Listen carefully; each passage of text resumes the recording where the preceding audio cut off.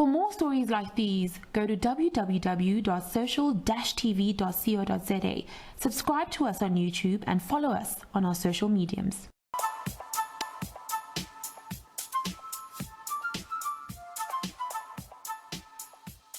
To talk about the importance of empowering women in South Africa is meaningless when basic human rights to equality, human dignity, life and freedom and security of the person are being violently transgressed every day. This is the view of Deepa Vallabh, Head of Africa, M&A and Co-Head of Corporate and Commercial Law at CMS South Africa. We unpack the role of the business community in fighting violence against women. That's our social newscast with me, Sam Marshall, brought to you by www.social-tv.co.za. Okay, Deepa, thank you very much for your time. Love the headline, silence is no longer an option. What inspired that headline? Why was that so important to get out to, not only to media, but to people in general, to say that silence is no longer an option? Because I think that the issue around gender-based violence has been, it's not a new story. It's something that's been in our history for many, many, many years. However, it has escalated in the recent years, and to the extent where some of the things that we're seeing in the media and just in terms of reporting is actually quite horrific.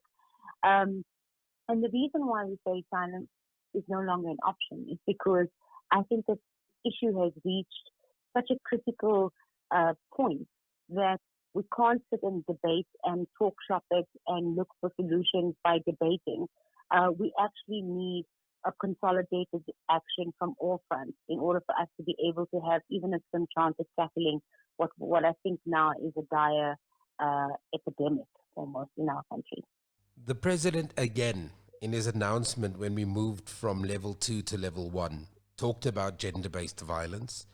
We know that about 2, 3, 4 months ago, he had a 5-point plan that speaks to gender-based violence, and yet it's all for naught. It seems as if it's falling on deaf ears. What's the president and his cohort getting wrong?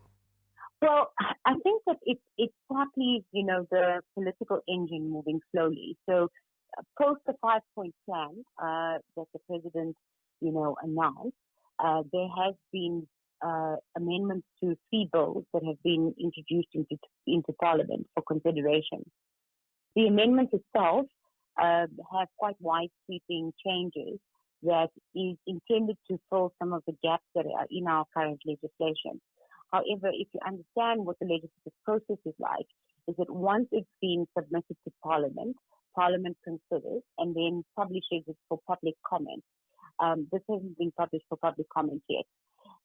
Once the public participation process is concluded, then those bills effectively become enacted. So the process in order to get bills, enacted does take, at best a couple of months, sometimes at worst a few years.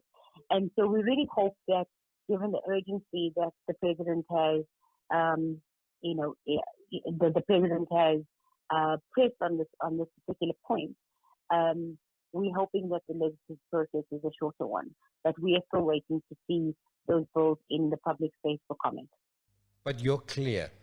You're saying that we can't talk women empowerment. We can't even begin to talk about it. It's meaningless if the basic human rights to equality, human dignity, life and freedom and security of the person that's being transgressed every day, if that's not checked and if that is not the most important issue on the list. Absolutely, I agree. I mean, it's a fundamental threat to our democracy. Abuse of women's rights are actually abuse of human rights. And until we actually take this, seriously, and until we have stricter enforcement for perpetrators, unfortunately, this eradication and erosion of women's rights is a real problem and is a real problem in the fabric of our democracy. Deepa, you're well known for being a champion for women's rights. And we know that there are many players. Are you happy with the quality of the conversations? Is there enough conversation happening between business and law? Are you finding that the right people are in the room having the right kind of discussions? You've already talked about the slow movement of enacting laws and this movement that need to police them? Well, I believe that there is definitely a momentum and a progression towards having the right conversations and to having enough of the conversations. And recently we were partnering with MultiChoice on a massive GBV conference that had participants like UNICEF, participants like Viacom, the UN, IWF, all engaging and being part of the conversation. So we're starting to see, or at least, we are seeing these voices being drummed louder and louder and louder.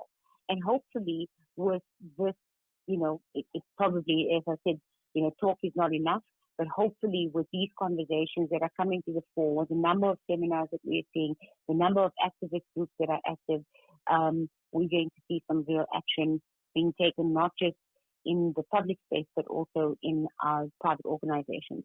Deepa, you use the word hopefully, which leaves me with no hope. I've got to be honest. You were also in that conversation with MultiChoice, which is a massive media player, not only in South Africa, on the continent, globally. Viacom, exactly the same.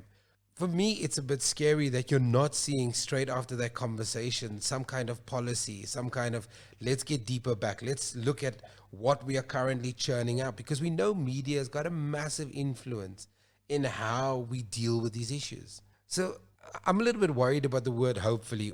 Well, I don't think it's fair to say we haven't. In fact, since the conference, there's been a number of initiatives and conversations that have been ongoing. And so when I say hopefully have the impact, I'm really looking more not just at the effort that it's taking to bring this, but at the results that we will see as a result of it. And that, unfortunately does take some time to see whether the efforts are actually materializing. So there has been conversations since the conference, and there has been initiatives that are being put in place. So I mean, to say that, nothing's been happening wouldn't be a fair statement. But you've asked some tough questions. And some of the questions you've said we need to ask is, what is your business practices? What in your business practices creates a platform for gender-based violence to continue? Do you have discriminating hiring practices and promotional practices? Do you deal with sexual harassment in ways that violate women even further? And there's a host of questions that you're asking. If you're asking this question and you're a champion for women's rights, it means that it hasn't been answered adequately. Yeah, absolutely. I mean, I think that if you're looking at the corporate space, we would need to look at each and every corporate, and that's an appeal, and those questions are an appeal for corporates to start looking at those issues within their own organization and starting to address them. I think there are a number of corporates that have really fancy policies and have written it down to the law, but the real test is in the implementation. The real question is whether the corporates looking within their own cultural background and within their own cultural setting to see whether or not those policies are actually coming to life, to see whether or not their practices that are in accordance with those policies. So it is one thing to have all the policies, and all big corporates have a compliance department, and I'm sure you'll find a policy in some drawer.